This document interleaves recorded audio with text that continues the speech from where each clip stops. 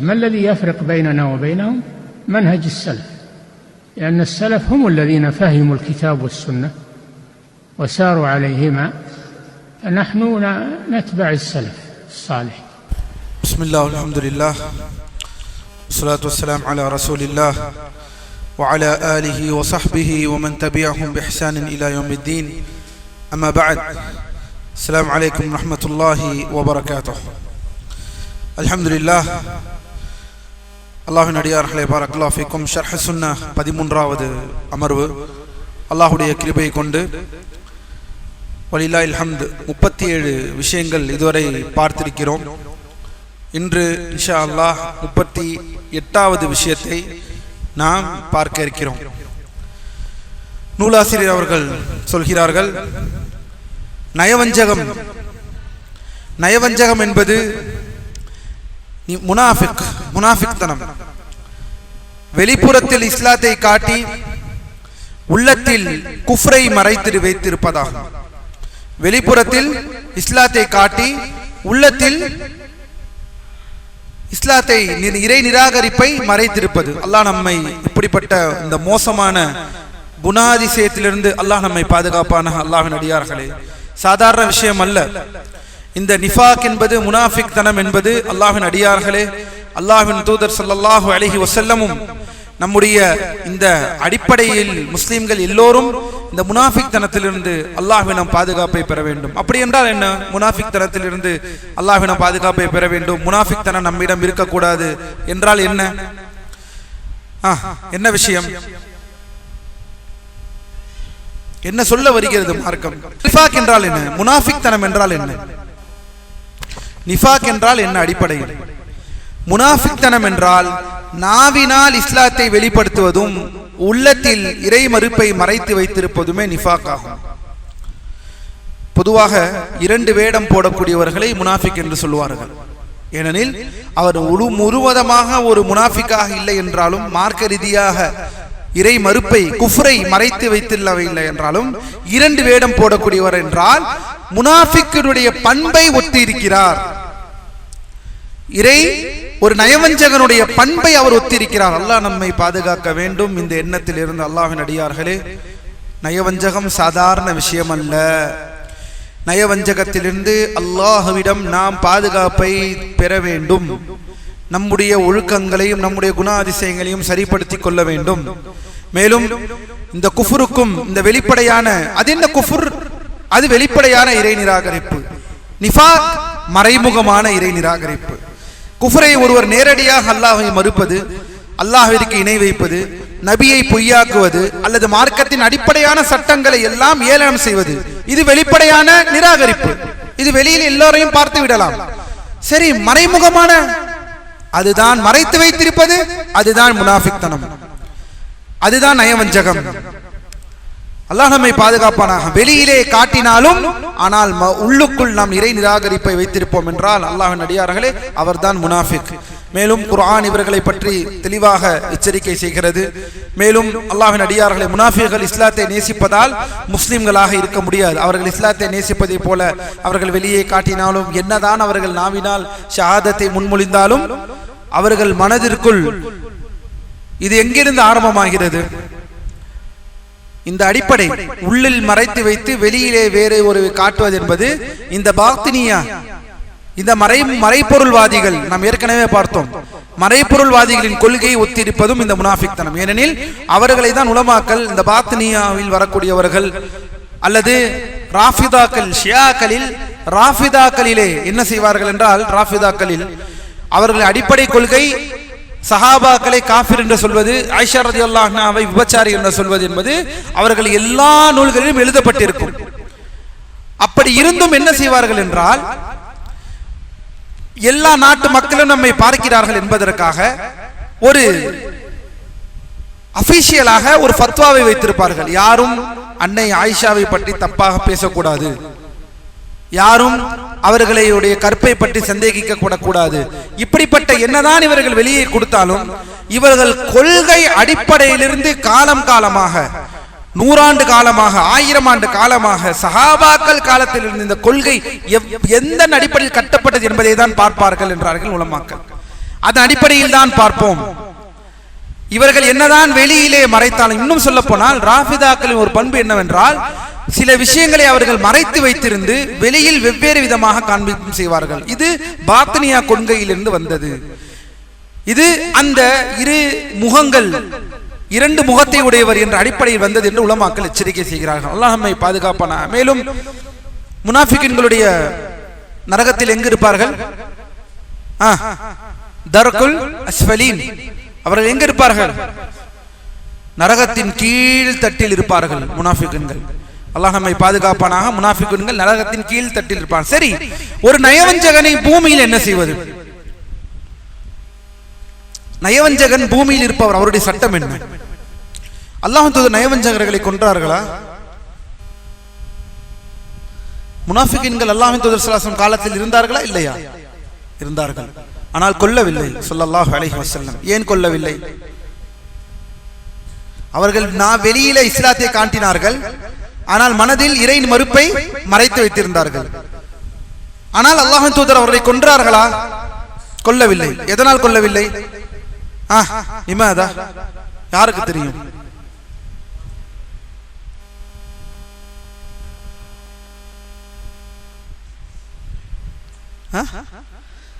அல்லாஹ்வின் தூதரே இதற்கு பதில் சொல்கிறார்கள். தெளிவான பதில். யாருக்கும் தெரியாதா? ஏன் அல்லாஹ்வின் தூதர் நயவஞ்சகன் குஃப்ரை தானே மறைத்து வைத்திருக்கிறான், அவன் காஃபிர் தானே. அப்படி என்றால் வெளியில் என்னதான் முஸ்லிம்களோடு தொழுவான், முஸ்லிம்களோடு உது செய்வான், முஸ்லிம்களோடு ஜகாத் கொடுப்பான், உள்ளில் மனதிற்குள் ஒரு அஜெண்டா இருக்கும். முஹம்மது என்பவர் தன்னுடைய தோழர்களை கொன்றுவிட்டார் என்று மக்கள் பேசிவிடக் கூடாது. நான் இந்த நயவஞ்சர்களை கொன்றுவிட்டேன் என்றால் முஹம்மது, ஏனெனில் இவர்களின் நிலை என்னவென்று மக்களுக்கு தெரியாது.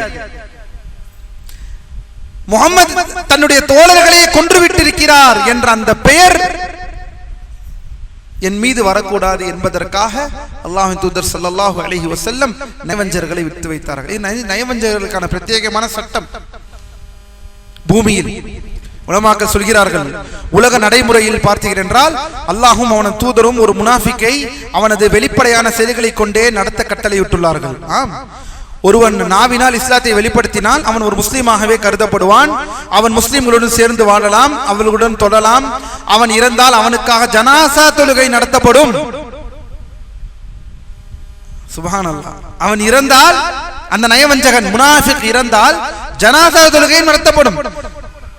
அதாவது இன்னும் சில உலமாக்கள் சொல்கிறார்கள், அவன் இறந்தால் அவனது நயவஞ்சகம் உறுதியாக தெரியாதவரை அவனுக்கு வாரிசுரிமை சொத்து உண்டு, அவன் முஸ்லிம் பெண்ணை திருமணம் செய்யலாம், ஒரு முஸ்லிமுக்குரிய அனைத்து சமுதாய உரிமைகளும் அவனுக்கு வழங்கப்படும் என்றெல்லாம் கூறிவிட்டு உலமாக்கள் சொல்கிறார்கள், மறுமையில் அவன் நிலை, ஏனெனில் அவன் எல்லாம் அவனுக்கு கிடைக்கும்.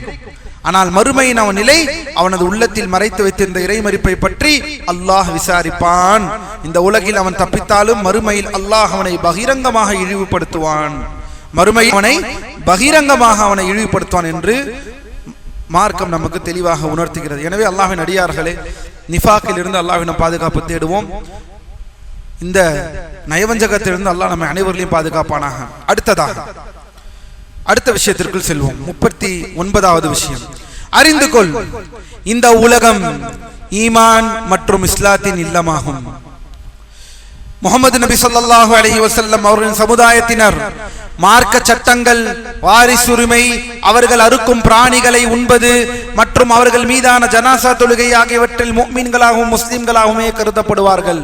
ஒரு மனிதன் இஸ்லாத்தின் அனைத்து மார்க்க சட்டங்களையும் நிறைவேற்றும் வரை அவர் முழுமையான ஈமான் கொண்டவன் என்று நீ சாட்சி கூறாதே. ஒவ்வொன்றாக வருகிறார்கள். முதலில் அறிந்து கொள், இந்த உலகம் ஈமான் மற்றும் இஸ்லாத்தின் இல்லமாகும். வஅலம் அன்ன துன்யா தாரு ஈமான் வ இஸ்லாம். அல்லாஹ்வின் அடியார்களே, இது எதை பற்றி சொல்ல வருகிறார்கள்? இந்த பூமி ஈமானுடைய உள்ளம். என்ன அர்த்தம்? எதை விஷயத்தை பற்றி பேசுகிறார்? அதாவது இந்த உலகம் என்பது அல்லாஹ்விற்கு கீழ்ப்படிதலுக்கான இடமாகும். மறுமை என்பது ஈமான், இஸ்லாம் மற்றும் நயவஞ்சர்களுக்காக பிரதிபலன் வழங்கக்கூடிய இடமாகும். இந்த பூமி அல்லாஹ்விற்கு கீழ்ப்பட வேண்டிய, ஈமானை நாம் வெளிப்படுத்த வேண்டிய, ஈமானின் பால் செயல்பட வேண்டிய உலகம் இந்த பூமி. அதை மறந்துவிட வேண்டாம். அதற்காகத்தான் இந்த பூமிக்கு வந்தோம். தாரு ஈமான் வ தாரு இஸ்லாம். சரி, அடுத்ததாக இஸ்லாம் ஈமான் அல்லது நயவஞ்சகர்கள் இவர்களுக்கான எல்லா கூலியும் எங்கு நடக்கும்? இந்த பூமியில, மறுமை பூமியில் நடக்கும். அல்லாஹ் நம்மை பாதுகாப்பானாக. அதே போல் முஸ்லிம்களின் தேசங்கள் என்றால் என்ன? முஸ்லிம் நாடு என்றால் என்ன?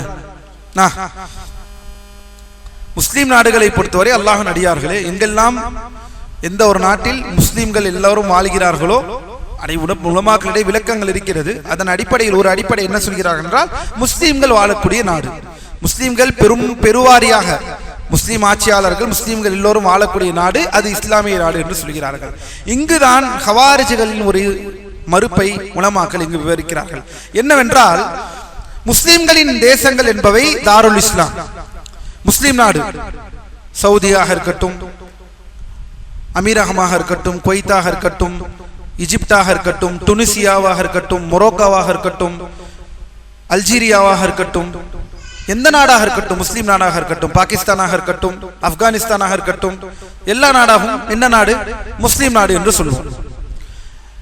இந்த விஷயத்தில் உலமாக்கள் இங்கு என்ன சொல்கிறார்கள் என்றால், அவை முஸ்லிம் நாட்டை இறை மறுப்பு நாடு, காபிர்களின் நாடு அல்லது போர்முனை இல்லம் என்ன அறிவிக்க கூடாது. ஏனெனில் ஹாரிஜியாக்கள், ஹவாரிஜிகள் முஸ்லிம்களின் ஏதாவது ஒரு மாகாணத்தை கைப்பற்றிவிட்டால் இது மட்டும்தான் இஸ்லாமிய தேசம், மற்ற அனைத்து தேசங்களும் காஃபிர் தேசம், அங்கிருந்து எல்லோரும் இங்கு ஹிஜ்ரத் செய்ய வேண்டும் என்று சொல்லுவார்கள். இது ISIS நடந்திருக்கும். 2012-13 இந்த தீவிரவாத கும்பல், ஹவாரிஜி கும்பல், இந்த ISIS உலகத்திற்கு வெளிப்பட்டவுடன் பாதி பேர் தூக்கி வைத்து கொண்டாடினார்கள். இங்கு ஆரம்பத்தில் அவர்கள் காக்க வந்தவர்கள், அவர்கள் அப்படி வந்தவர்கள் என்று எல்லாரையும் போட்டு கொன்று குவிச்சதில் பாராட்டினவர்கள், பாராட்டு விழா நடத்தினவர்கள் எல்லாம் திடீரென்று காணாமல் போய்விட்டார்கள். காணாமல் போய் ஒரு மாத காலம் தீவிரவாத எதிர்ப்பு பிரச்சாரத்தை முடக்கிவிட்டார்கள். எங்கே போலீஸ் பிடித்து நம்மை பிடித்து எண்ணெயை நம்மை பிடித்து உள்ளே வைத்து விடுமோ என்று பயந்து திடீரென்று உல்டாவாக மாறிவிட்டார்கள். இவர்கள் எல்லாம் தீவிரவாதிகள், நாங்கள் தீவிரவாத எதிர்ப்பு பிரச்சாரத்தை ஒரு மாத காலம் செய்ய போகிறோம் என்று திடீரென்று பல்ட்டி அடித்து விட்டார்கள். ஆனால் அங்கும் உலமாக்கள் அந்த காலத்திலும் இப்போது ஃபித்னா நடந்து கொண்டிருக்கிறது, இதே போல்தான் அப்போதும் ஃபித்னா நடந்தது. திடீரென்று முளைத்து விட்டார்கள். ISIS அபூபக்கர் பாக்தாதி அவர்தான் இனிமே ஹலீஃபா, அவருக்குத்தான் நாம் எல்லாம் கட்டுப்பட வேண்டும் என்று ஒரு கிளப்பி விட்டவுடன் இங்கு இருப்பவர்கள் எல்லாம் ஆஹா ஓஹோ அப்படி இப்படி என்று தூக்கி பேசி கடைசியில் அது ஒரு தீவிரவாத கும்பல், அது அப்பாவி முஸ்லிம்களையே ரத்தத்தை குடித்த கும்பல் என்பதை உலமாக்கள் இவர்கள் இங்கு ஆடுவதற்கு முன்னால் தெளிவாக விளக்கினார். ஏனெனில் நம்மிடம் மார்க்கம் இருக்கிறது, நம்மிடம் வரலாறு இருக்கிறது, நம்மிடம் குர்ஆன் சுன்னா இருக்கிறது. எதை எந்த பிரச்சனை எப்படி அணுக வேண்டும், எல்லா பிரச்சனைக்கும் தீர்வுகளை மார்க்கம் தந்திருக்கிறது. இவர்கள் யார், முதலில் இவர்கள் எங்கிருந்து வந்தார்கள், இவர்களின் கொள்கை என்ன, இவர்களின் தலைவர்கள் யார், எல்லாம் எழுதப்பட்டிருக்கு. நமக்கு எதுவும் தெரியாமல் என்ன செய்வார்கள் இவர்கள் திடீரென்று? இவ்வாறுதான். அதே போலதான் இந்த ஃபித்னாவிலும் உலமாக்கள் தெளிவாக மக்களுக்கு எச்சரிக்கை செய்து கொண்டு எல்லா நாடுகளிலும் மக்கள் தெளிவு பெற்றிருக்கிறார்கள். இந்த பிரச்சனையில் யாரு தெளிவு பெறாமல் இருக்கிறோம் என்றால் நாம் தான் தெளிவு பெறாமல் இருக்கிறோம். இந்த பிரச்சனையில் அல்லாஹ் நம் அனைவர்களுக்கும், நம் முஸ்லிம்கள் அனைவர்களுக்கும் அல்லாஹ் சுப்ஹானஹு வ தஆலா இந்த விஷயத்தில் தெளிவான விளக்கத்தை அளிப்பானாக. உலமாக்களின் விளக்கம் எப்போதுமே தெளிவாக இருந்து கொண்டுதான் இருக்கிறது காலமாக. இதே போலதான் ஷேக் அவர்கள் சொல்கிறார்கள், ஒரு முஸ்லிம் ஒரு மாகாணத்தை கைப்பற்றி விட்டால் என்றால் நாங்கள் மட்டும்தான் இங்கு இஸ்லாமிய ஆட்சி, மற்ற எல்லா நாடுகளும் காபிர்கள், அவர்கள் எல்லாம் தாகூத்துகள், அவர்கள் எல்லாம் காபிர்கள், அவர்கள் எல்லாம் கொல்லப்பட வேண்டியவர்கள் என்று அறிவிப்பார்களாம். இந்த வக்கிர புத்தியும் இந்த கொள்கையும் ஹவாரிஜிகளின் சிந்தனை. எனவே இமாம் அவர்கள் சொன்ன, இமாம் பர்பஹாரி சொல்கிறார்கள், முஸ்லிம் நாடு ஒரு நாடு என்பது இந்த பூமியில் இஸ்லாமிய நாடு இருக்கிறது, இஸ்லாமிய இடம் இருக்கிறது, ஈமான இடம் இருக்கிறது என்றால் எங்கெல்லாம் முஸ்லிம்கள் முஸ்லிம் ஆட்சியாளர் இருக்கிறார்களோ அது எல்லாம் அந்த இடத்தை குறிக்கக்கூடியது என்பதை மறந்து விடாதீர்கள் அல்லாஹ்வின் அடியார்களே. மேலும் அல்லாஹ்வின் அடியார்களே, பாரக்கல்லாஹு ஃபீக்கும், அடுத்ததாக அதே விஷயத்தில் தொடர்ந்து ஒரு விஷயத்தை சொல்கிறார்கள். முஹம்மது நபி ஸல்லல்லாஹு அலைஹி வஸல்லம் அவர்களின் சமுதாயத்தினர் மார்க்க சட்டங்கள், வாரிசுரிமை, அவர்கள் அறுக்கும் பிராணிகளை உண்பது மற்றும் அவர்கள் மீதான ஜனாசா தொழுகை ஆகியவற்றில் முஃமின்களாகவும் முஸ்லிம்களாகவும் கருதப்படுவார்கள். பாருங்கள், பாரக்கல்லாஹு ஃபீக்கும், அல்லாஹ்வின் அடியார்களே, இது உண்மை. எல்லா சக முஸ்லிமிற்கும் ஒரு முஸ்லிமாக ஒருவர் இருக்கும் வரை அவருக்கு ஜனாசா தொழுகை நடத்துவது, அவரின் பிற உரிமைகளில் நாம் கலந்து கொள்வது என்பது அடிப்படையான ஒரு விஷயம். அல்லாஹ்வின் அடியார்களே, அடிப்படையான ஒரு விஷயம். அதை மறந்துவிட வேண்டாம். அல்லாஹ் நம்மை நேரான வழியிலே செலுத்துவானாக. இந்த ஜனாசா தொழுகை என்பதை பற்றி எல்லாம் தற்கொலை செய்தவருக்கு ஜனாசா தொழுகை நடத்தலாமா என்ற இந்த கேள்விகள் எல்லாம் வரும். அதையும் இன்ஷா அல்லாஹ் நாம் பின்னால் இந்த விஷயத்தில் உலமாக்கள் விளக்குகிறார்கள். அதாவது அல்லாஹ்வின் அடியார்களே, பாரக்கல்லாஹு ஃபீக்கும், இந்த விஷயத்தில் தெளிவுபடுத்திக் கொள்ளுங்கள். பாரக்கல்லாஹு ஃபீக்கும், முஸ்லிம்களின் மற்ற உரிமைகளை விஷயத்தில் நாம் பேணுவது நம் மீது கடமையாக இருக்கிறது. அதில் எந்த விதமான குறைகளையும் நம்ம வைக்கக்கூடாது. அவர்கள் அறுத்த பிராணிகளை நாம் சாப்பிடலாம். ஒரு முஸ்லீம் ஒரு அடுத்த பிராணியை கொடுக்கிறார், இது ஹலாலா அல்லது இது ஹராமா என்ற விஷயங்களை கேட்கக்கூடாது என்று உலமாக்கள் சொல்கிறார்கள். ஆனால் இது ஹோட்டலிற்கு பொருந்தாது. கவனித்துக் கொள்ளுங்கள், ஹோட்டலிற்கு இது பொருந்தாது. ஹோட்டலிற்கு எங்க வேணாலும் போய் விடுவீர்களா? அல்லது ஒரு முஸ்லிம் ஹோட்டலாக இருந்தாலும் அல்லாஹ்வின் அடியார்களே, அவர் இந்த விஷயத்தில் கவனமாக இருக்க வேண்டும். பயமாக இருக்கிறது. இன்றைய நிலைமையை பார்த்தால் உண்மையிலேயே பயமாக இருக்கிறது. நாம் அவ்வளவு நம்பிக்கையுடன் போய் உண்ணுகிறோம், அவ்வளவு நம்பிக்கையோடு உண்ணுகிறோம். நம் மக்கள் நம்மை ஏமாற்றுவாங்க உண்ணுகிறோம். பார்த்தால் சுகுணா சிக்கன், அந்த சிக்கன், இந்த சிக்கன் என்று எந்த விதமான முகாந்திரம். இப்படி இந்த நிலை போய்கொண்டே இருந்தால் பொது அறிவிப்பு செய்ய வேண்டிய கட்டாயத்தில் நம்மை தள்ளிவிடுகிறார்கள். இந்த நிலை போய்கொண்டே இருந்தது என்றால் இந்த கடையில் உண்ணக்கூடாது, இந்த கடையில் சாப்பிடக்கூடாது, இவர்கள் ஹலாலான முறையில் நமக்கு அறுத்து நமக்கு தருவதில்லை என்பதைத்தான் சொல்லும் அளவிற்கு இன்று நம்மை தள்ளிப்பட்டு விட்டார்கள். அல்லாஹ் நம்மை நேர்வழியில் செலுத்துவானாக, அல்லாஹ்வின் அடியார்கள். ஆனால் பொதுவாக பார்த்தால் இது முஸ்லிம்கள் பருகக்கூடிய தரக்கூடிய எந்த உணவாக இருந்தாலும் அது ஹலாலாகத்தான் நாம் கருத வேண்டும். எப்போது அங்கு சந்தேகத்தை நமக்கு ஆழமாக பதிவு செய்கிறதோ, எப்போது அந்த சந்தேகத்தை நமக்கு ஆழமாக அந்த இடத்தை நம்மை பதிவு செய்து விடுகிறதோ அந்த இடத்தில் நாம் கவனமாக இருப்பது கடமையாக இருக்கிறது. அல்லாஹ்வின் அடியார்களே, இதுவும் சாதாரணமான விஷயம் அல்ல. இன்று நம்மிடத்தில் பிரச்சனை பெரும் பிரச்சனையாக மாறிக்கொண்டே வருகிறது. எங்கு யார் வாங்கிறார் என்பதே தெரியவில்லை. எந்த கோழியை எங்கு வாங்கிறார்கள், எந்த மட்டனை எங்கு வாங்குகிறார்கள். கறிக்கடையில் பாருங்கள், 100 வாட்டி சொல்கிறோம், சொல்லி சத்தமாக இருங்கள் என்று. வந்திருப்பவர் வடநாட்டுக்காரர், யார் வேண்டாலும் வேலை செய்து கொள்ளட்டும், அதை பற்றி நமக்கு கவலை இல்லை. இந்த அல்லாஹ்வுடைய பூமி, இந்த பூமியில் அல்லாஹ்வுடைய பூமியில் யார் வேண்டாலும் எப்படி வேண்டாலும் வேலை செய்து கொள்ளலாம். அதை பற்றி எந்த கவலையும் இல்லை நமக்கு. ஆனால் ஒரு விஷயத்தை அங்கு வேலைக்கு நிமித்து விடுபவர்களை சத்தமாக நீங்கள் சொல்லி அருங்கள், நீங்கள் முஸ்லீம் தானே, நீங்கள் இந்த விஷயத்தை தெரிந்து கொள்ளுங்கள், தௌஹீதை தெரிந்து கொள்ளுங்கள் என்ற இந்த விஷயம் எதுவுமே இல்லை. என்ன சொன்னாலும் அப்படின்னு ஏதாவது ஹிந்தியில் பேசி அவர் அறுப்பதை போல தான் என்று அறுக்கிறார். எப்படி வாங்க முடியும்? அல்லாஹ்வின் அடியார், இப்போது கறிக்கடைக்கு சென்றால் நாம் தான் அறுக்க வேண்டியதாக இருக்கிறது. நான் தான் அறுக்கிறேன். நான் கறிக்கடைக்குள்ளே சென்றால் நான் அறுத்து விட்டு அல்லாண்ட அல்ஹம்துலில்லாஹ் வீட்டுக்கு கறி கொண்டு போகிறேன். அந்த நிலை தான் என்று வந்து விட்டது. அது ஒரு அமானா. இதை சரி செய்யறதுக்கு நம்மளுக்கு இங்கு யார் இருக்கிறார்கள்? இதையெல்லாம் சரியாக செய்கிறார்கள். மற்ற நாடுகளில் இதற்கென்று ஒரு சம்மேளனத்தை வைத்திருக்கிறார்கள், இதற்கென்று ஒரு அமைப்பை வைத்திருக்கிறார்கள் ஆட்சியாளர்கள். இவர்கள் இதையெல்லாம் சரியாக, ஏன் கரியே அவர்கள் கட்டுப்பாட்டில் இருந்தால் வெளிவருகிறது. அந்த நாட்டிலே இஸ்லாமிய நாட்டிலேயே பிரேசிலில் இருந்து இறக்குமதி செய்யப்பட்டக்கூடிய கறிகளுக்கே உலமாக்கள் சில ஃபத்வாவை கொடுக்கிறார்கள். சந்தேகம் இருந்தால் உண்ணாதீர்கள், நம் நாட்டு பொருள்களை உண்ணுங்கள் போதும், நம் நாட்டு பொருள்களை உண்டாலே போதும். அல்பேக் போன்ற ஒரு பிரசித்தி பெற்ற சவுதியில் இருக்கக்கூடியதிலே சில உலமாக்கள் சில மாணவர்கள் சாப்பிட மாட்டார்கள். காரணம், அந்த வரக்கூடிய கோழி அனைத்தும் பிரேசிலில் இருந்து வருவது. அதுவே அங்கு இருக்கக்கூடிய சவுதியில் இருக்கக்கூடிய KFC உள்ளூர் நாட்டில் இருந்து வருவது. உள்ளூர் நாட்டிலே கோழியே இருக்கிறதா நாங்கள் சாப்பிடுவோம், அதை கூட சாப்பிட விரும்புவோர் அதை சாப்பிடுகிறார்கள். இப்படி அங்கேயே இந்த பேணுதல் இருக்கிறது என்பதை புரிந்து கொள்ளுங்கள். பிலாதுல் ஹரமைனிலே இந்த பேணுதல் இருக்கிறது. நமக்கெல்லாம் என்ன பேணுதலை வைத்திருக்கிறோம், என்ன பேணுதலை வைத்திருக்கிறோம்? சுப்ஹானல்லாஹ். இன்று அதையெல்லாம் தாண்டி எங்கே போய்விட்டோம் தெரியுமா? மாஷா அல்லாஹ், மாஷா அல்லாஹ். எல்லா ஹோட்டலும் நம் ரிவ்யூவர்ஸ், நம்முடைய முஸ்லிம் ரிவ்யூவர் காசுக்காக அங்கே போய் எல்லா ஹோட்டலிலும் ஹலால் இல்லை, அவரே சொல்கிறார், நான் ஹலால் இல்லை, நான் சாப்பிட்றேன்னு தெரியுது, உன்னை யார் சாப்பிட சொன்னா என்று கேட்கிறார்கள் அவர்கள். ஆனால் அவர் அந்த கடைக்கு போறார், நானும் அந்த கடைக்கு போறேன் என்று சாப்பிடுவீர்களா? அல்லாஹ் நம்மை நேர்வழியில் செலுத்துவானா. அல்லாஹ்வின் அடியார்களே, உணவு விஷயத்தில் கவனம். இந்த நாட்டில் ஹலால் என்பது நம் உரிமை. நாம் இதனால் யாருடைய வியாபாரத்தையும் கெடுக்கவில்லை, யாருடைய விஷயத்தையும் கெடுக்கவில்லை. எங்களுக்கு வெஜிடேரியன் வேண்டும் என்றால் நாங்கள் மற்றவர்களுடைய கடையில் நாங்கள் போய் சாப்பிட்டு தான் போகிறோம். காலையில் எல்லா நேரமுமா நாங்கள் சாப்பிட போகிறோம், மற்ற நேரங்களில் நாங்கள் சாப்பிட போகிறோம். அசைவம் என்பது எங்களுடைய மார்க்கம் சம்பந்தப்பட்ட விஷயம். அதை தடுப்பதற்கு யாருக்கும் எந்த உரிமையும் கிடையாது. ரிவ்யூவர்ஸை பார்த்து சுப்ஹான் அல்லாஹ், யாராவது இப்ப இஃப்தார் பாக்ஸ், இப்ப அவர் இஃப்தார் பாக்ஸ் போடுவார், அதையும் வாங்கி சாப்பிடுவீங்களா? இல்ல அவர் ஹலாலா கொடுக்கிறாருன்னு என்ன ஊர்ஜிதம் நம்ம இடம் இருக்கு? இன்னும் இந்த கேள்விகளை சொல்லிக்கொண்டே போகலாம், கேட்டுக்கொண்டே போகலாம். இன்னும் சில சகோதரர்கள் என்ன கேள்வி கேட்கிறார்கள் தெரியுமா?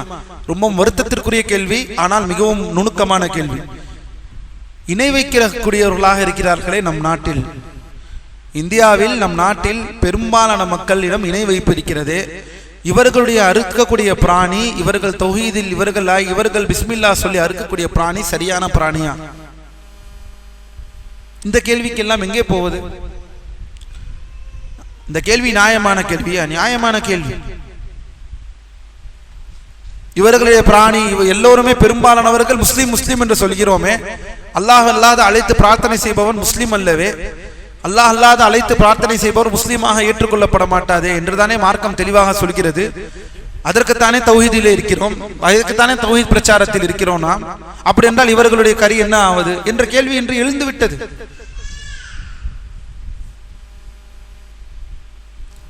அல்லாஹ் நம்மை நேர்வழி செலுத்துவானாக.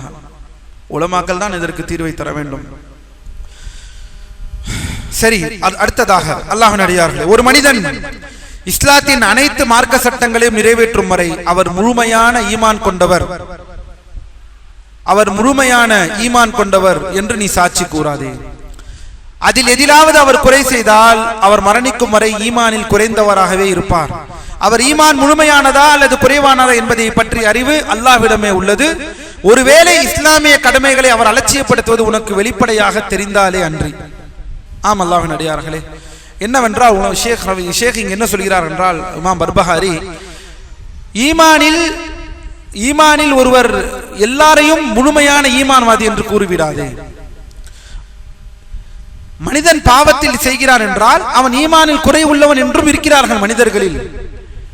எல்லாரும் ஈமானில், ஏனெனில் இது ஒரு நச்சு கொள்கையில் வருகிறது. என்ன நச்சு கொள்கை? என்ன கொள்கை இது? ஒரு கூட்டத்தார்கள் இருந்தார்கள். இவர்கள் என்ன கூட்டத்தார்களாக இருந்தார்கள்? ஈமான் என்பது முர்ஜியாக்கள், ஈமான் என்பது நிலையான ஒரு விஷயம். நீ செய்யக்கூடிய பாவங்களோ அல்லது நீ செய்யக்கூடிய செயல்களோ அந்த ஈமானை பாதிக்காது. இது முர்ஜியாக்களின் கொள்கை ஈமானிய விஷயத்தில். அதனால்தான் யாரையும் முழுமையான ஈமான் என்று நீ சர்டிபிகேட் கொடுக்காத என்று சொல்கிறார்கள்.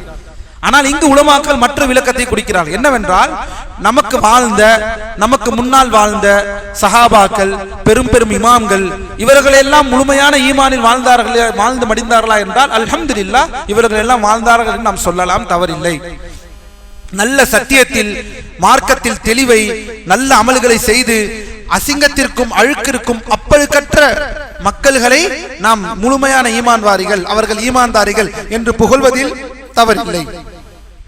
ஆனால் இங்கு யாரை ஷேக் சொல்கிறார்கள் என்றால், ஈமான் குறைவுடையவர்களை, பாவத்தில் இருப்பவர்களை, பாவத்தில் இருப்பவர்கள் பாவியில் குறைவான ஈமானை உடையவர்கள் என்று சொல்லுங்கள். எல்லாருக்கும் முழுமையான ஒரு ஈமான்தாரி, அவர் முழுமையான முஃமின்தாரி, அவ்வளவு பாவம் செய்திருப்பார், வட்டியில் இருப்பார், என்னதான் இருந்தாலும் அவர் ஒரு முஃமின். அவர் ஒரு முஃமின் என்பது அந்த அடிப்படை ஈமானின் அடிப்படையில் சொல்லுங்கள். முழுமையான ஈமானை சொல்லாதீர்கள், எனில் அதுவே தவறாக ஆகிவிடும். என்னதான் வட்டி செய்தாலும் முஃமின் என்றால் முழுமையான முஃமினா? என்னதான் விபச்சாரம் செய்தாலும் ஒரு முழுமையான முஃமினா? என்னதான் திருடினாலும், மக்களின் சொத்தை அபகரித்தாலும், பொய் பேசினாலும், அசிங்க வேலைகளை செய்தாலும் முழுமையான முஃமினா? அல்ல. இதைதான் சொல்கிறார்கள். ஆனால் வாழ்ந்து சென்றவர்கள், நல்ல உலமாக்கள், கல்வி அறிஞர்கள், அல்லது நல்ல ஒரு ஆபித், நல்ல ஒரு மார்க்கச்சீலர், சத்தியத்தை படித்து எல்லோரும் உலமாக்கள் இல்லை. அல்லாஹ்வின் அடியார்களே, உலமாக்கள் கல்வி படித்த எவ்வளவு பொதுமக்கள் அதே சத்தியத்தில் இருக்கக்கூடியவர்கள், அவர்கள் தான் அதிகம். உலமாக்கள் குறைவல்லவா? எனவே அப்படிப்பட்டவர்களை சொல்லலாம். குறை உள்ளவர்களை குறை உள்ளவர்கள் என்றுதான் சொல்ல வேண்டும். நமக்கே அதுதான். நம்முடைய பாவ செயல்கள் வந்துவிட்டால் ஈமான் குறையும். ஈமான் ஒரே நிலையில் இருக்குமா? நீங்கள் நேற்று இருந்த, நீங்கள் இதற்கு முன்னால் இருந்த அப்படி அந்த ஈமான் தான் அதோட நிற்கின்றால் இது முர்ஜியா கொள்கை. கவனித்துக் கொள்ளுங்கள். ஈமான் ஒரே நிலையில் நிற்காது. ஈமான் நல்ல அமல்கள் செய்வதனால் கூடும், பாவங்கள் செய்வதனால் குறையும். ஒன்றுமே இல்லாத அளவிற்கு குறையுமா? ஆம், ஒன்றுமே இல்லாத அளவிற்கு அது குறையும். அது நம்முடைய நடத்தை, நம்முடைய நண்பர்கள், நம்முடைய சுற்று வட்டாரம், நம்முடைய நல்ல மனைவி அமைவதின் அடிப்படை, நல்ல கணவன் மனைவிக்கு பாருங்கள், நல்ல மனைவியாக இருப்பார்கள். கணவனை திருமணம் செய்ததற்கு பிறகு ஈமானை தொலைத்திருப்பார்கள். கணவனுக்கு கல்யாணம் செய்வதற்கு முன்னால் மாஷா அல்லாஹ் 5 வேளை தொழுகை, 12 ரக்காத் ரவாத்திபுகள், உபரியான நோன்புகள் எல்லாம் இருந்தவர்கள் நிக்கா செய்ததற்கு பிறகு இந்த விஷயங்கள் இல்லாமல் போயிருக்கும். இதுவும் ஒரு அடிப்படை. ஈமான் குறைந்த நிலையில் இருக்கிறார்கள். அல்லது கணவன் சத்தியத்தை படிப்பது என்ன, மார்க்கத்தில் ஆர்வமாக இருந்தது என்ன, கல்யாணம் வந்ததற்கு பிறகு இதெல்லாம் ஈமானை, நம்முடைய நடத்தை, நாம் யாருடன் சேர்க்கிறோம், நம்முடைய சூழல்கள், அது எல்லாம் சேர்ந்து முடிவு செய்யக்கூடிய ஒரு விஷயம். எனவே அல்லாஹ்வின் அடியார்களே, யாருக்கும் இங்கு சர்டிபிகேட் தரக்கூடிய விஷயத்தை நாம் பிடிக்க கூடாது. அல்லாஹ்வின் அடியார்களே, பாவம் செய்த முஃமினாக என்றால் அவர் முஃமினுன் ஆசிமுன் என்று சொல்ல வேண்டும். அவர் பாவத்தாளி, அவர் பாவம் செய்கிற முஃமின். மேலும் அல்லாஹ்வின் அடியார்களே, 3 வழிகட்ட கூட்டத்தை இங்கு நாம் குறிப்பிட கடமைப்பட்டிருக்கின்றேன். ஈமானிய விஷயத்தில் குறித்துக் கொள்ளுங்கள். முதலில் ஹவாரிஜ் பெரும்பாவம் செய்பவர், காஃபிர், இறை மறுப்பாளர், நிராகரித்து விட்டார், அவர் நரகில் நிரந்தரமாக இருப்பார். இது ஈமானிய விஷயத்தில் ஹவாரிஜ்களின் சிந்தனை, அவர்களின் கொள்கை. ஒருவன் பெரும்பாவம் செய்து விட்டால் முடிந்து விட்டது, அவன் காஃபிராகி விட்டான், நரகத்தில் நிரந்தரமாக தங்கியிருப்பான். இதுதான் பயங்கரவாதம், மிகையான இதுதான் இது எக்ஸ்ட்ரீமிசத்தை கொடுப்பது. பாவம் ஒருவனை மார்க்கத்தை விட்டு வெளியேற்றாது என்பது அஹ்லுஸ் சுன்னah வல் ஜமாஅத் கொள்கை. சரி, இரண்டாவது வழிகட்ட கூட்டம் முஅ்தஸிலாக்கள். இவர்கள் யார்? பாவம் செய்பவர் ஈமானை விட்டும் வெளியேறி விடுவார், ஆனால் குஃப்ருக்குள் நுழைய மாட்டார். இது ஒரு குழப்பமான கூட்டம். இந்த கூட்டம் அல்லாஹ் பாதுகாக்க வேண்டும். மன்சிலத்துன் பைன மன்சிலத்தைன். இவர்கள் என்ன? மன்சிலத்துன் பைன மன்சிலத்தைன். இது என்ன? முஃமின், அதாவது கவனியுங்கள், முஅ்தஸிலாக்கள் கொள்கை, பாவம் செய்பவர் ஈமானை விட்டும் வெளியேறி விடுவார், ஆனால் இறை நிராகரிப்புக்குள் உள்ளே நுழைய மாட்டார். அவர் எப்போதுமே அந்த நடுயான நிலையிலே இருந்து கொண்டே இருப்பாராம். இது ஒரு வழிகேட்டான கொள்கை. முர்ஜியாக்கள், ஈமான் என்பது பிரிக்க முடியாத ஒன்று. நம் என்ன பாவங்கள் செய்தாலும் ஒருபோதும் அந்த பாவங்கள் நம் ஈமானை பாதிக்காது. இந்த கொள்கையில் இன்று வரை நிறைய பேர் இருந்து கொண்டிருக்கிறார்கள். எதற்கெடுத்தாலும் இப்படி செய்றீங்களே, இப்படி பண்றீங்களே, தவறு. நீ அல்லாஹ்க்கு தெரியும் என் ஈமான் என்னன்னு, அல்லாஹ்க்கு தெரியும் நான் எப்படி அப்படின்னு. அல்லாஹ்க்கு தெரியறது இருக்கட்டும், அல்லாஹ்க்கு தெரியும், அல்லாஹ் எல்லாத்தையும் அறிந்தவன். அல்லாஹ்வுல் குயூப். அமல் செய்யணும், அதுதான் இஸ்லாம். அமலை நீங்க வெளிப்படுத்தாம அல்லாஹ்க்கு தெரியும், அல்லாஹ்க்கு என்ன பத்தி தெரியும், அவனுக்கு எனக்குமானது, அவனுக்கு எனக்குமானதுன்னு வெளிப்படையான இந்த பூமியில் நீங்கள் இஸ்லாத்தை நிரூபிப்பதற்கான எந்த அமல்களும் இல்லை என்றால் அதற்கு பேர் ஈமான் அல்ல. இந்த கொள்கை சர்வசாதாரணமாக நம்மிடம் இருக்கிறது. அல்லாஹ்வின் அடியார்களே, அல்லாஹ் நம்மை பாதுகாப்பானாக. மேலும் அஹ்லுஸ் சுன்னாவின் நிலைப்பாடு என்ன இதில்? அதாவது இது என்ன நிலைப்பாடு? இது அலட்சியமான போக்கு. இதுதான் அலட்சியமான போக்கு ஈமானுடைய விஷயத்தில். அல்லாஹ்வுக்கு தெரியும் என்று சொல்லி வெளிப்படையான அமல்களை எதுவும் செய்யாமல் இருப்பது, அதெல்லாம் என் ஈமானை பாதிக்காது. ஏனெனில் நான் முஃமின் என்றால் நான் முஃமின். இது ஒருபோதும் இஸ்லாமிய கொள்கை அல்ல. ஆனால் நடுநிலை அஹ்லுஸ் சுன்னah வல் ஜமாஅத்தினர் ஹாரிஜியாக்களை போலவோ பாவம் செய்பவரை காஃபிர் என்று சொல்லி எல்லை மீறவும் மாட்டார்கள். முர்ஜியாக்களை போல பாவம் ஈமானை பாதிக்காது என்று அலட்சியமாகவும் இருக்க மாட்டார்கள். இதற்கு மத்தியில் இருப்பவர்கள் தான் அல்லாஹ்வின் தூதர் ஸல்லல்லாஹு அலைஹி வஸல்லம் காட்டி தந்த வழிமுறையில் இருப்பவர்கள். எனவே அல்லாஹ்வின் அடியார்களே, பாரக்கல்லாஹு ஃபீக்கும், அல்லாஹ் நம்மை நேர்வழி செலுத்துவானாக. சரி, ஜனாசா தொழுகை கவனியுங்கள். அடுத்த விஷயத்திற்கு வருகிறோம். 40வது விஷயம், கிப்லாவை முன்னோக்கி தொழும் முஸ்லிம்களில் எவர் மரணித்தாலும் அவர்களுக்கு ஜனாசா தொழுகை நடத்துவது சுன்னாவாகும்.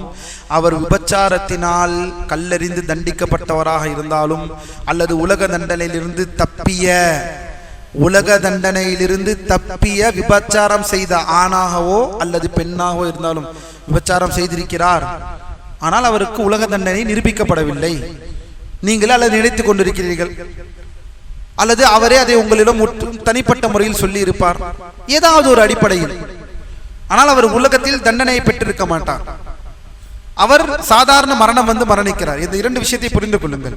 முதலில் கல்லெறிந்து விபச்சாரத்தினால் கல்லெறிந்து தண்டிக்கப்பட்டவர், அல்லது உலக தண்டனையிலிருந்து தப்பிய விபச்சாரம் செய்த ஆணாகவோ அல்லது பெண்ணாகவோ இருந்தாலும், அல்லது தற்கொலை செய்து கொண்டவராக இருந்தாலும், அல்லது இவர்கள் மட்டுமின்றி கிப்லாவை முன்னோக்கி தொழும் மற்ற முஸ்லிம்கள் மீதும் குடிகாரர் போன்றோர் மீதும் ஜனாசா தொழுகை நடத்துவது சுன்னத்தாகும்.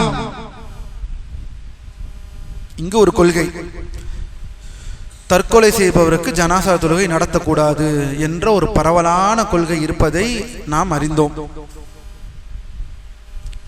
அல்லாஹ் நம்மை பாதுகாப்பானாக. அல்லாஹ்வின் அடியார்களே, இதை அப்படியே நாம் புரிந்து கொண்டோம் என்றால் அது வழிகேடாக போய்விடும். கவனமாக இருந்து கொள்ள வேண்டும். என்ன, நாம் ஏற்கனவே இதையெல்லாம் தெளிவாக வெளிப்படுத்தின அடிப்படை, காஃபிரை முஷ்ரிக் நிறை நிராகரிப்பு தவிர வேறு எதுவும் ஒருவருக்கு தொழுகையை நடத்துவதிலிருந்து நம்மை தடுக்காது.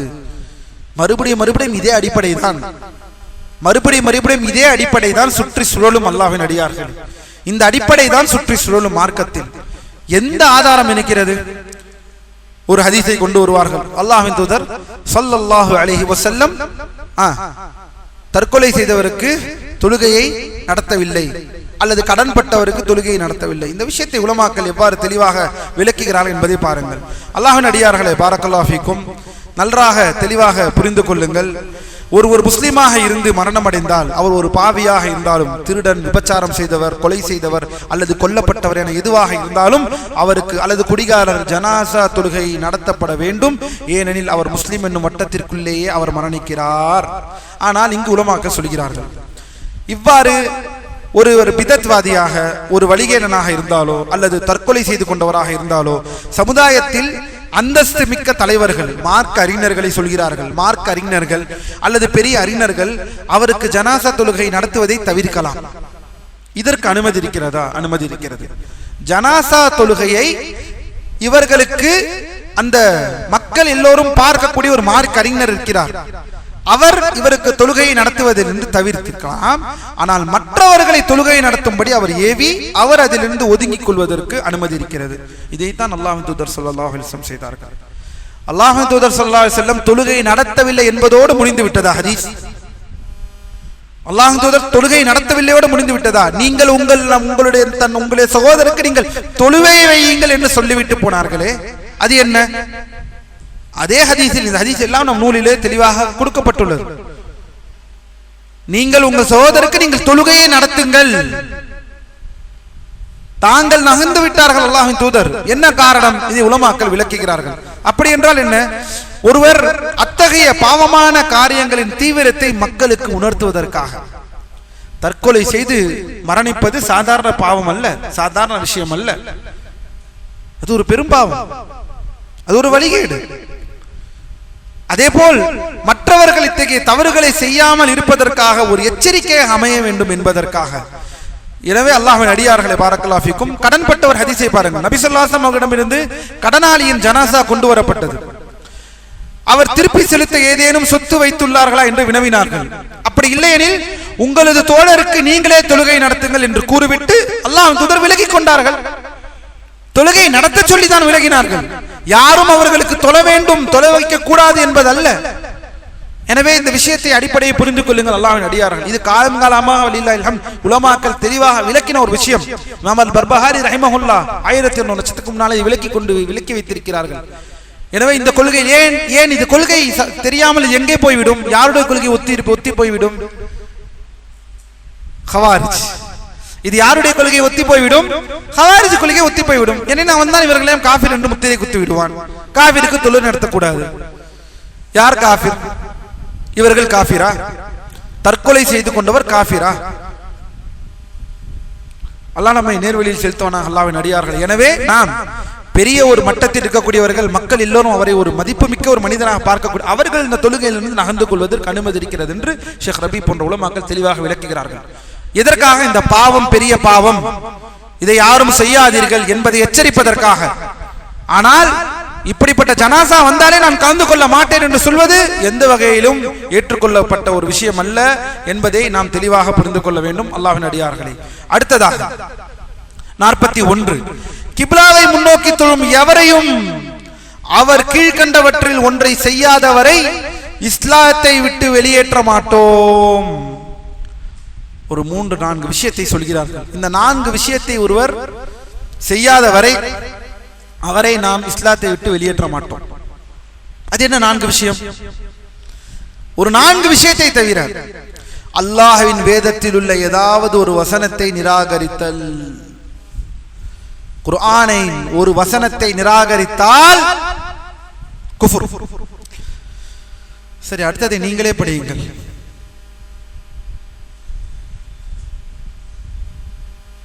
நீங்களே படியுங்கள், நான் ஏன் படிக்க வேண்டும்? 1200க்கு முன்னால் உங்களை கொண்டு போய் வைத்திருக்கிறேன், நீங்களே படியுங்கள், நான் படிக்கவில்லை. படியுங்கள், நூல் வைத்திருப்பவர்கள் படியுங்கள். இரண்டாவது விஷயம் என்ன?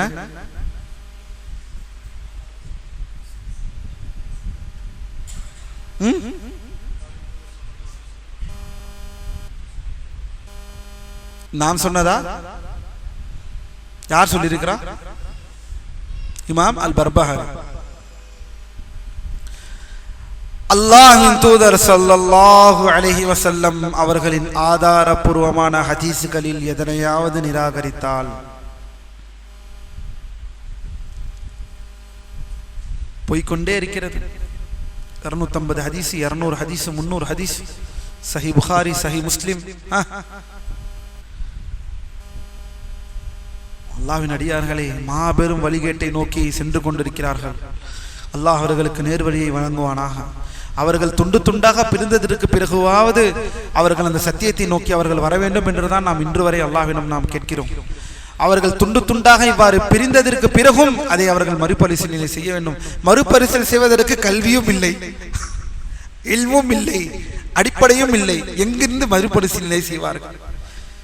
ஹதீஸ்களை, அல்லாஹ்வின் தூதர் ஹதீஸ்களை இதெல்லாம் சந்தேகத்திற்குரிய விஷயமே கிடையாது. இஸ்லாத்தை விட்டு வெளியேற்ற வேண்டுமா?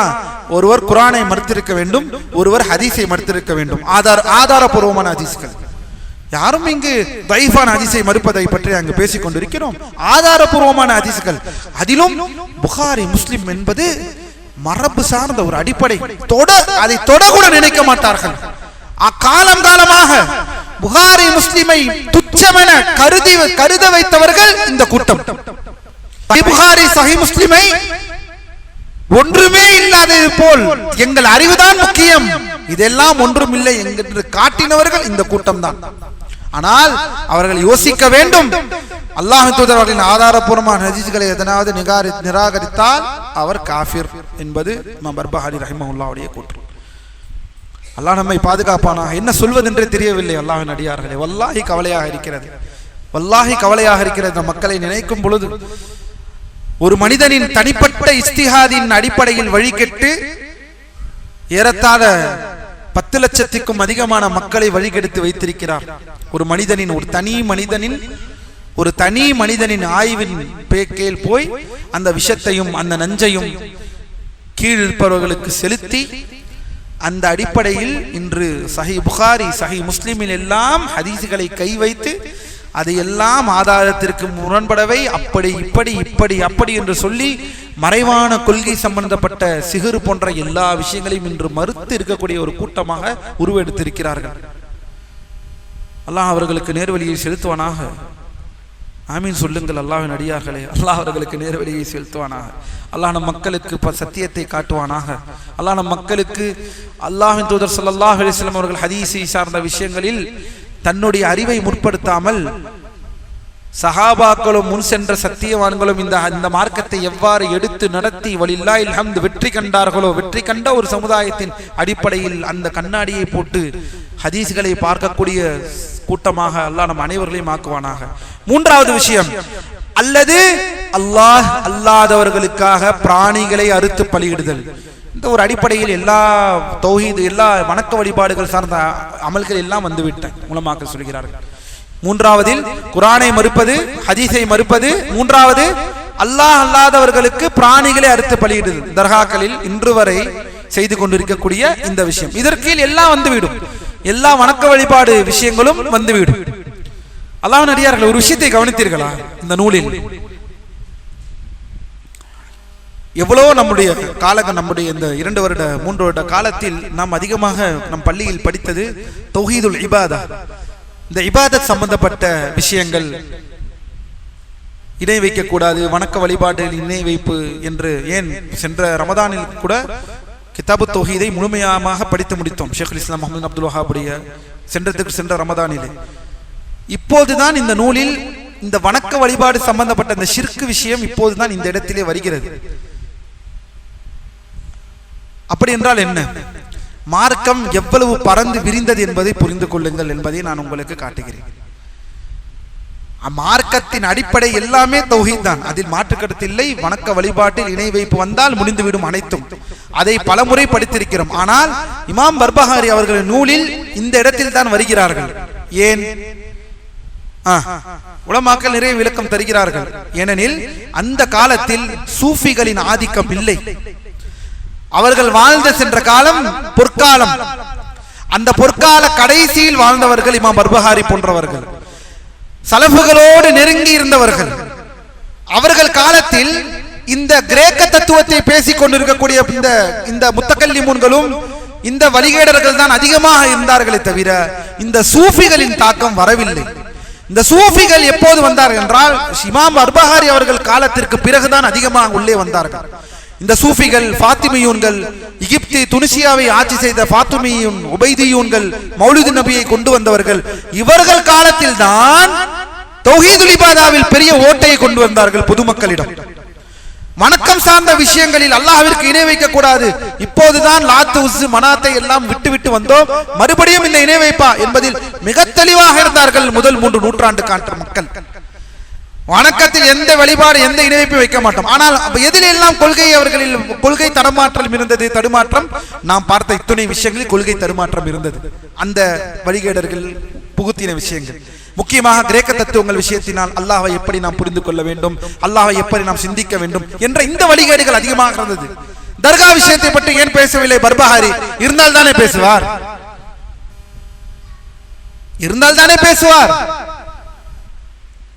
ஏன் தர்காவை பற்றி பேசவில்லை? நாகூர் தர்காவை பற்றி ஏன் பேசவில்லை? ஏனெனில் அவர் காலத்தில் அந்த அளவிற்கு அது இல்லை. அவர் காலத்தில் இருந்தது அதன் சாரான பிரச்சனைகள். 400-500க்கு பிறகுதான் இந்த ஃபாத்திமியன்கள், உபைதியூன்கள், ஷியாக்களின் ஆதிக்கம் உருவி ஊடேறி கடைசியில் அல்லாஹ்விற்கு இணையக்கூடிய தர்காக்கள் எல்லாம் எல்லா இடங்களிலும் கட்டப்பட்டது. துருக்கியர்களுடைய ஆதிக்கம் உள்ளே வந்தது. பாரசீகர்களும் துருக்கியும் சேர்ந்தது. ஈரானிலும் ஷியாக்கள் இருக்கக்கூடிய பிரதேசங்களில் தர்கா கலாச்சாரம் அதிகமாக போந்தோங்கி அது நம்மளுக்கு முகல் வழியாக எங்கே வந்தது? இந்தியாவிற்கு வந்தது. முகலாயர்கள் வழியாக நமக்கு அவ்வாறு தான் இந்தியாவிற்கு வந்தது. இந்தியாவிற்கு இஸ்லாம் உள்ளே வந்தது அதன் தூய வடிவில் வந்ததா?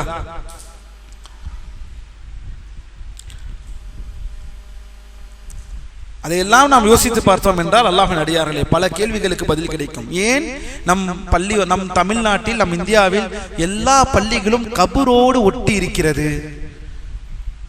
ஏன் இப்போது 20 வருடத்தில் வரக்கூடிய பள்ளிகளை தவிர பள்ளிகள் என்றாலே கபரும் பள்ளியும் சேர்ந்துதான் இருக்கின்றது? அதே இமாம் ஷாஃபி ரஹிமஹுல்லா இஸ்லாத்தில் பள்ளியும் கபரும் என்றும் ஒன்று சேராது, அது ஒரு முனை என்றால் இது ஒரு முனை என்று சொல்லி வைத்து போன இமாம்கள் எங்கே? நம்முடைய பள்ளிகள் இன்று அமைந்திருக்கக்கூடிய நிலை எங்கே? இஸ்லாம் சரியான அதன் தோற்றத்தில் வந்திருக்கிறதா என்றால் நமக்கு யாரிடமிருந்து வந்தது என்பதை சிந்தித்து பார்க்க வேண்டும். அல்லாஹ் நம்மை நேர்வழியில் செலுத்துவானாக. அல்லாஹ்வின் அடியார்களே, எனவே அடுத்து அவர் இத்தகைய அல்லது அல்லாஹ் அல்லாதவர்களுக்கு தொழுதல், சஜிதா செய்தல், அதாவது மற்றவரிடம் துவா செய்வதும் உதவி தேடுவதும் அவர்களை அழைப்பதும், அப்படி இருந்தும் நூலாசிரியர் இதையும் விட்டுவிடவில்லை, இதையும் கொண்டு வந்து விட்டுவிட்டார்கள். வலில்லாஹில் ஹம்த். அவர் இத்தகைய காரியங்களில் இதையேனும் செய்துவிட்டால் அவர் இஸ்லாத்தை விட்டு வெளியேற்றுவது உன் மீது கடமையாகிவிடும். ஆனால் அவர் இத்தகைய காரியங்களை செய்யாமல் இருந்தால் அவர் பெயரளவில் ஒரு முஃமினாகவும் முஸ்லீமாகவும் இருப்பார், ஆனால் உண்மையான நிலையில் அல்ல. இது என்ன விஷயம்? அது என்ன உண்மையான நிலையில் அல்ல. அல்லாஹ் நடிகார்கள் முதலில் புரிந்து கொள்ளுங்கள். ஷேக் அவர்கள் சொல்கிறார்கள், இதற்கு முன்னால் நாம் பார்த்த இந்த விபச்சாரம் செய்தவர்கள், பாவம் செய்தவர்கள், இவர்கள் எல்லாம் இந்த பாவத்தையும் இந்த இணை வைப்பு, அல்லாஹ்வுடைய குர்ஆனை மறுத்தல், ஹதீஸ்களை மறுத்தல், ஆதாரப்பூர்வ ஹதீஸ்களை மறுத்தல், இதையெல்லாம் அவர்கள் செய்தால் இவர்களை நாம் காஃபிராக்கி விட வேண்டும். அப்படிப்பட்டவர்கள் இதை செய்யவில்லை என்றால் அவர்கள் முஃமினாக இருப்பார்கள், உண்மையான நிலையில் அல்ல என்று சொல்லும் உலமாக்கள் விளக்கம் தருகிறார்கள். முழுமையான அவர் ஈமானில் அல்ல என்று சொல்ல வேண்டும். அவர்கள் முழுமை முஃமினான குறையுள்ள முஃமினாக இருக்கிறார்கள் என்பதை நாம் சொல்ல வேண்டும். இந்த இடத்திலே ஷேக் அவர்கள் விளக்கம். எனவே அல்லாஹ்வின் அடியார்களே, சரி, இதனால் பார்ப்பவரை எல்லாம் காஃபிராக்கி விடலாமா? இப்போ வண்டி எடுத்துக்கொண்டு அங்கே போய் நின்று ஏதாவது ஒரு சுன்னத் ஜமா பள்ளியில் போய் நீ காஃபிர் நீ காஃபிர் நீ காஃபிர் என்று சொல்லி விடுவோமா? அப்படியும் சொல்லக்கூடாது, ஆறாம் சொல்ல முடியாது. ஏன்? பொட்டாம் பொதுவாக சொல்ல முடியும். முத்லக் இது அனுமதிக்கப்பட்டது. இந்த செயல் குஃபுர், இந்த செயலை செய்தவர் குஃபுர், இன்னார் காஃபிர் என்பதற்கு நாம் நேற்று பாடத்தில் சொன்னது போல் அடிப்படையுடன் சொல்லிதான் நாம் அவரை விளக்க வேண்டும். அவருக்கு இகாமத்துல் ஹுஜ்ஜாவை, ஆதாரத்தை அவர் மீது நிறுவ வேண்டும். நிறுவினதற்கு பிறகும் அவர் அதை ஏற்றுக்கொள்ளவில்லை என்றால் அங்குதான் உலமாக்கள் இந்த சட்டங்களை கொண்டு வருகிறார்கள். அல்லாஹ் நம்மை நேர்வழியில் செலுத்துவானாக. எனவே அல்லாஹ்வின் அடியார்களே, இந்த விஷயத்தில் தெளிவு பெறக்கூடிய சமுதாயமாக அல்லாஹ் நம்மை ஆக்குவானாக. 42வது விஷயம் இதுதான். சுப்ஹானல்லாஹ், உனது அறிவுக்கு எட்டாத, இது அப்படியே யாருக்கு சொல்கிறார்கள் என்பதை கவனியுங்கள். உனது அறிவுக்கு எட்டாத அறிவிப்புகளை நீ செவிமடுத்தால், உனது அறிவுக்கு எட்டாத எந்த அறிவிப்புகளை, அதாவது எந்த ஹதீஸ்களை உனது அறிவுக்கு, எது உனது அறிவுக்கு, உனது அறிவுக்கு எட்டாத எந்த அறிவிப்புகளையும் நீ செவிமடுத்தால், உதாரணமாக என்று சொல்லி ஒரு சில ஹதீஸ்களை பட்டியலிடுகிறார்கள். அந்த ஹதீஸ்களை நான் படிக்கிறேன், கவனமாக என்னோடு கவனியுங்கள். பாருங்கள், அடியார்களின் உள்ளங்கள் ரஹ்மானுடைய விரல்களில் இரு விரல்களுக்கு இடையே உள்ளன என்ற நபிமொழி. நான் ஏற்கனவே சொல்லியிருக்கேன், அல்லாஹுடைய பண்புகள் வரும் பொழுது அந்த பண்புகள் அவன் மகத்துவத்திற்கு தக்கவாறு என்று உறுதிப்படுத்த வேண்டும். அந்த பண்புகளின் பெயர்களும் மனிதர்களுடைய பண்புகளின் பெயர்களும் சேர்ந்து இருப்பதினாலேயே அந்த பண்புகளை மனிதர்களோடு பண்புகளோடு ஒப்பிட்டு பார்ப்பது ஹராம். இந்த அடிப்படையை புரிந்துவிட்டால் இந்த விஷயங்களை தெளிவாக புரிந்து கொள்ளும். அவன் மகத்துவத்திற்கு தக்கவாறு, அது எப்படி என்று நமக்கு தெரியாது. அதை ஈமான் கொள்வது என் மீது கடமை. அதை பற்றி கேள்வி கேட்பது, அல்லாஹ் நமக்கு அறிவிக்காத ஒன்றை பற்றி கேள்வி கேட்பது பித்அத்தாக இருக்கிறது என்ற இந்த அடிப்படையை புரிந்து இந்த ஹதீஸை பாருங்கள். அடியார்களின் உள்ளங்கள் ரஹ்மானுடைய விரல்களில் இரு விரல்களுக்கு இடையே உள்ளன என்ற ஒரு நபிமொழி. நிச்சயமாக அருள்மிக்கவனும் மிக உயர்ந்தவனுமாகிய அல்லாஹ் ஒவ்வொரு இரவின் இறுதி பகுதியில் கீழ்வானத்திற்கு இறங்குகிறான் என்ற நபிமொழி. மறுத்தாரா? மறுக்கிறாரா? மாஷா அல்லாஹ், அறிவு, அவ்வளவு அறிவு. அந்த ஹதீஸை மறுப்பதற்கு அவ்வளவு அறிவு. அல்லாஹ் இப்படி இறங்கினால் மற்ற நாட்டில் பகல் இருக்குமே, அப்படி என்ன ஆகும்? இந்த நாட்டில் இறங்கினா அந்த நாட்டில் இரவா இருக்குமே, அப்படி என்னவாகும்? சுப்ஹான் அல்லாஹ். அதனால் தான் சொல்கிறார்கள் நூலாசிரியர் 1200 வருடத்திற்கு முன்னால் சொல்கிறார்கள், உன் அறிவுக்கு எட்டாததை நான் சொல்வது போல் செய். நாங்கள் எல்லாம் பெரும் பெரும் இமாம்களை பார்த்து வந்திருக்கிறோம். வலில்லாஹில் ஹம்த். சஹாபாக்களுடன் 3 தலைமுறை கல்வி படித்த இமாம்களுடன் படித்தவர்கள் நாங்கள் சொல்வதை கேளுங்கள். என்ன சொல்கிறார்கள்? அரஃபா தினத்தில் இறங்குகிறான் என்ற நபிமொழி, மறுமை நாளில் அல்லாஹ் வருகிறான் என்ற நபிமொழி, பெரும் புகழுக்குரியவனான அல்லாஹ் தனது பாதத்தை நரகத்தின் மேல் வைக்கும் வரை மக்கள் நரகத்தில் தூக்கி எறியப்பட்டு கொண்டே இருப்பார்கள் என்ற அந்த நபிமொழி. அதாவது அல்லாஹ் தன் பாதத்தை வைத்தவுடன் நின்றுவிடும், நரகம் முடிந்துவிடும், ஃபுல்லாகிவிடும். அல்லாஹ் தன் அடியானை பார்த்து, நீ என்னை நோக்கி நடந்து வந்தால் நான் உன்னை நோக்கி ஓடி வருவேன் என்று நபிமொழி. நிச்சயமாக அல்லாஹ் அரஃபா நாளில் இறங்குகிறான் என்று ஏற்கனவே சொல்லிவிட்டார்கள், மறுபடியும் சொல்கிறார்கள். இதனை உலமாக்கள் சில இடத்திலே பதிவு செய்கிறார்கள். இந்த நூலில் விமர்சனம் செய்யும் பொழுது உலமாக்கள் சில உலமாக்கள் என்ன சொல்கிறார்கள், சொன்னதை மறுபடியும் நூலாசிரியர் சில நேரம் சொல்லுகிறார்கள், அது என்ன ஹிக்மத் என்பது நமக்கு தெரியவில்லை என்ற ஒரு விஷயத்தை குறிப்பிடுகிறார்கள். அல்லாஹ்வே அறிந்திருக்கிறான் இதற்குரிய ஹிக்மத். நிச்சயமாக அல்லாஹ் ஆதமை தனது உருவத்தில் படைத்தான் என்ற நபிமொழி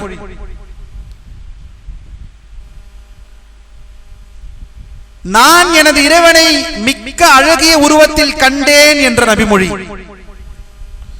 இது போன்ற மற்ற அறிவிப்புகளையும் ஹதீஸ்களையும் முழுமையாக ஏற்று கீழ்ப்படிந்து அதனை உண்மைப்படுத்தி அது எப்படி என்பதை அல்லாஹ்விடமே ஒப்படைத்து அதனை திருப்தியுடன் ஏற்றுக்கொள்வீராக. இவற்றில் எதனையும் உனது மனோ இச்சையை கொண்டு விளக்கம் கூறாதே, ஏனெனில் இவ்வாறு இவற்றை அப்படியே நம்புவது கடமையாகும். எவரேனும் இவற்றுக்கு தனது மனோ இச்சையின்படி விளக்கம் கூறினால் அல்லது இவற்றை மறுத்தால் அவர் ஒரு ஜஹ்மியாவின் கொள்கையை சார்ந்தவர், ஜஹ்ம் இப்னு சஃப்வான் என்ற அந்த வழிகேடன் அல்லாஹ்வின் பண்புகளை ஒட்டுமொத்தமாக மறுத்து இறை நிராகரிப்பிற்குள் சென்ற ஒரு ஜஹ்ம் இப்னு சஃப்வான் என்ற அந்த கூட்டத்தை என்பவனை பின்பற்றின ஜஹ்மியாக்கள் ஒருவனாக நீ ஆகிவிடுவாய். அல்லாஹ் நம்மை நேர்வழியில் செலுத்துவானாக. அல்லாஹ்வின் அடியார்களே, இந்த ஹதீதுகளை உங்களுக்கு இப்போது அறிவிக்கப்பட்ட இந்த ஹதீதுகளை எல்லாம் அல்லாஹ்வின் அடியார்களே பாரக்கல்லாஹு ஃபீக்கும் இதை அப்படியே ஏற்றுக்கொள்ள வேண்டும். இதில் ஒருபோதும் மனிதனுடைய பண்புகளோடு ஒப்புமை அல்ல. அல்லாஹ் ஓடு வருகிறான் என்ற பண்பு அவனுடைய மகத்துவத்திற்கு தக்கவாறு அது எவ்வாறு இருக்கும் என்பது நமக்கு தெரியாது. அல்லாஹ் நமக்கு அதை அறிவிக்கவில்லை. அல்லாஹ் ஓடி வருகிறான் அப்படி என்றால் மனிதனை போல ஓடி வருகிறானா? இது தஷ்பீஹ், இது தம்சீல், இது ஒப்புமை செய்வது, இது ஹராம். இதை அனைத்திற்கும் அல்லாஹ்வின் அடியார்களே இதற்கான விளக்கம், இதற்கான ஹதீஸ்கள் எல்லாம் நம் மூல நூலில் கொடுக்கப்பட்டுள்ளது. பாரக்கல்லாஹு ஃபீக்கும். சரி, ஒரு விஷயத்தை மட்டும் இங்கு சொல்கிறேன். அல்லாஹ் அவனுடைய தோற்றத்தில் படைத்தான். இந்த ஹதீஸிற்கு என்ன விளக்கம்? இதை மட்டும் சொல்லுகிறேன். அவனுடைய தோற்றத்தில் அல்லாஹ் படைத்தான். இதற்கு உலமாக்கள் தெளிவாக விளக்குகிறார்கள். என்னவென்றால் ஒன்றும் இல்லை. அல்லாஹ்வின் அடியார்களே, தோற்றத்தில் படைத்தான் என்ற அடிப்படை, அல்லாஹ்விற்கு பார்வை இருக்கிறது, பண்பு. அதே போலத்தான் ஆதம் அலைஹிஸ்ஸலாம் அவர்களுக்கும் பண்பு இருக்கிறது, பார்வை.